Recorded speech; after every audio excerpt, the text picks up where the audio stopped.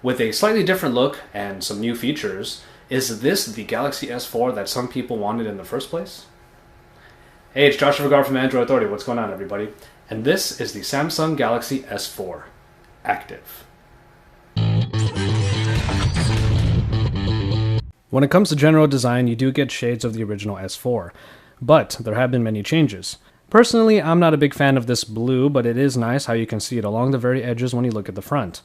The familiar button layout of the S4 has been strengthened and has a nice meaty feel. Turning the Active around reveals a much different look from the S4. Indeed, rugged is the term that comes to mind when you see the 4 screws on each rubberized corner and the smaller, slightly textured plastic cover adorning the body. Yes, it is still plastic, but it's a better feeling, thicker, less bendy plastic. Remove the back cover and you get the same access to this removable battery and SD card slots. Just make sure it is really sealed before you go splashing water on it. Obviously, to help the water resistance, there is a cover over the micro USB port. Little plastic covers like this don't always stand the test of time, but it seems sturdy enough. In the hand, you get a heftiness that is very noticeable when compared to the S4. Whereas the light and nimble Galaxy S4 had good balancing, the S4 Active really does feel like a phone you can knock around some. It's like having a good case on your S4, only that's not a case and you're actually holding your phone. I will be doing a full versus between the Active and the original S4, so comparisons will come there. I will say, though, that I do really prefer the feel of the Active over the S4, and I know that for a lot of people, what they wanted out of the S4 is at least being heavily teased here in the Active. Opting against putting the usual Super AMOLED screen on the S4 Active, you get the less saturated LCD display still capable of 1080p resolution and 441 ppi. It won't throw colors out at you the way that the S4 screen does, but for some people that might actually be a plus. Nonetheless, you get the same kind of performance with a slightly different overall color profile. Admittedly, it doesn't handle contrast quite as well as the Super AMOLED display, but that is far from a deal breaker. It's still a great screen and should prove fun for all media consumption and text viewing. What surprises many about the S4 Active is that for a ruggedized phone, it has a top-tier performance package. Indeed, the S4 Active took from its counterpart all the right bits when it came to performance. You get the same Snapdragon 600 CPU clocked in at 1.9 GHz backed by the Adreno 320 and 2 GB of RAM. The 600 powers all the top smartphones in the market today, and so there are no doubts when it comes to speed. If you thought the S4 was fast and a great performer, you're in for just about the same experience here.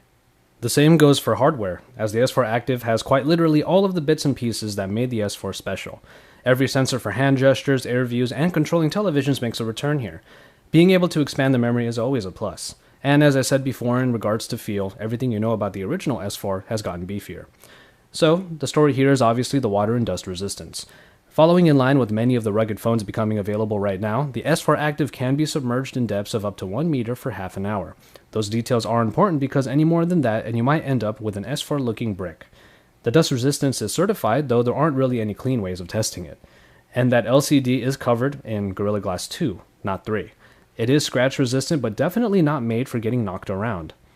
Don't be fooled. The rugged feel of the phone is great because it's vastly superior than that of the original S4.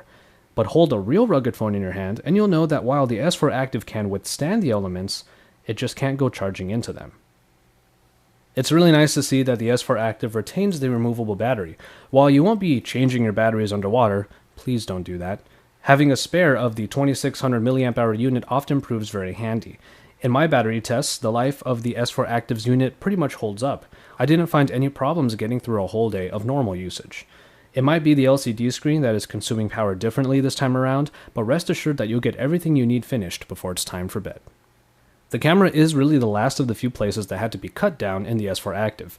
Instead of the 13 megapixel optics of the original S4, you get 8 megapixels here. As far as the app goes, you get all of the same modes originally available in the S4, minus the dual recording feature and with the addition of Aqua mode, which I'll get into soon. Now, megapixels obviously don't tell the whole story when it comes to quality, but a small decrease is expected when the resolution goes down. Overall, however, the Active manages to take pictures on par with the quality of the S4. Pictures in daylight and good indoor lighting have very good detail and color reproduction, all of which translate into video capabilities. While you won't be getting pictures you can easily blow up, you'll still get great looking photos. Of course, the main attraction with the camera is being able to use it underwater. Now, I don't live near a beach, nor did I have any time to plan a pool party, mostly because I don't have a pool.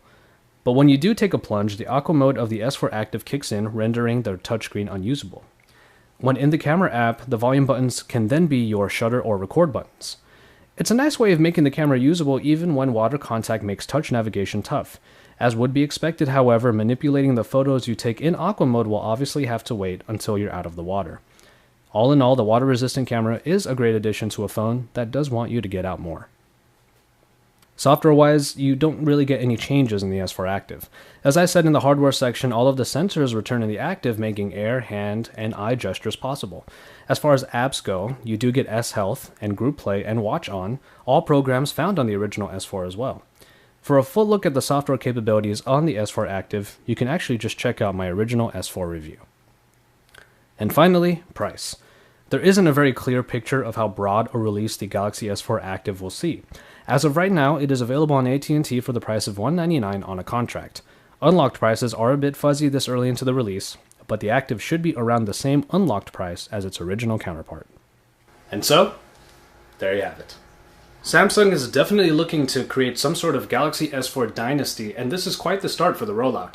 The S4 Active should please plenty of people who love the original S4 but wish that it at least felt a little sturdier. What I do love about the S4 Active is that it gives an alternative. If you haven't pulled the trigger on the S4 just yet, maybe what the Active offers will entice you. And hell, if anything, it's still just pretty fun to do this.